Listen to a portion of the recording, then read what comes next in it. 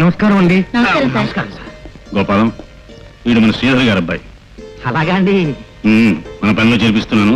Office బాగా పెట్టుకుని పని నేర్పించు. వీడిని తీర్చిదిద్దవలసిన బాధ్యత నీ మీద పెడుతున్నాను. మీరంతగా చెప్పాలా సార్? నెల తిరిగేసరికి నాకు వచ్చిన విద్యలన్నీ వాడికి నేర్పేస్తాను. Very good. సరిగ్గా నుంచో వెధవా. ఇదిగో ఈ ₹10 పట్టుకెళ్ళి 2 చార్మినార్ సిగరెట్లు, 1 సింగిల్ టీ పట్టరా. దీంతోనే నీ ఉద్యోగం ప్రారంభం. చాలా క్రమశిక్షణతో ఉండాలి నా దగ్గర. అలాగే సార్.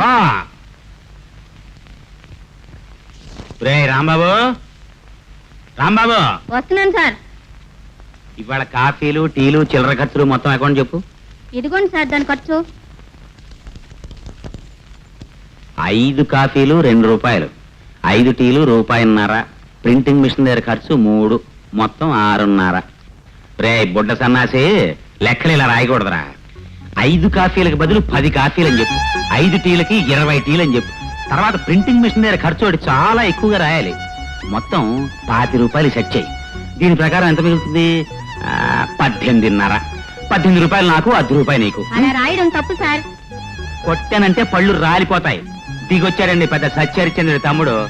₹50 కాగితం రాసి సంతకం పెట్టి నాకే, లేకపోతే నేను పనిలో తీయించేస్తాను. ఓనర్ గారు నన్ను పనిలోంచి తీసేసినా సరే నేను మాత్రం దొంగ లెక్కలు రాయను సార్. నీకు మీ నాన్న పోలికలే వచ్చాయిరా.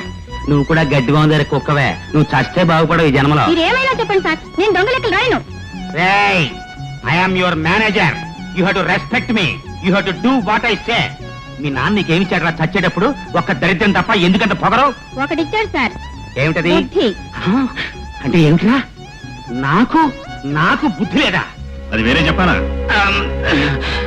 నీ మొహం చూస్తేనే తెలుస్తుంది. ఏం గోపాలం, కుర్రవానికి నేర్పాల్సిన బుద్ధి నువ్వేనా? అది కాదు sir, black money white money adjustment. వీడిని చూసేనే నేర్చుకో. బాబు, పిచ్చుక మీద బ్రహ్మాస్త్రం లాగా ఈ వయసులో నీ మీద కుటుంబ భారం అంతా పడింది. చూడు, నేను ప్రెస్లో చేర్పిస్తాను. అక్కడ ప్రింటింగ్ పని నేర్చుకో. భవిష్యత్తులో పనికొస్తుంది.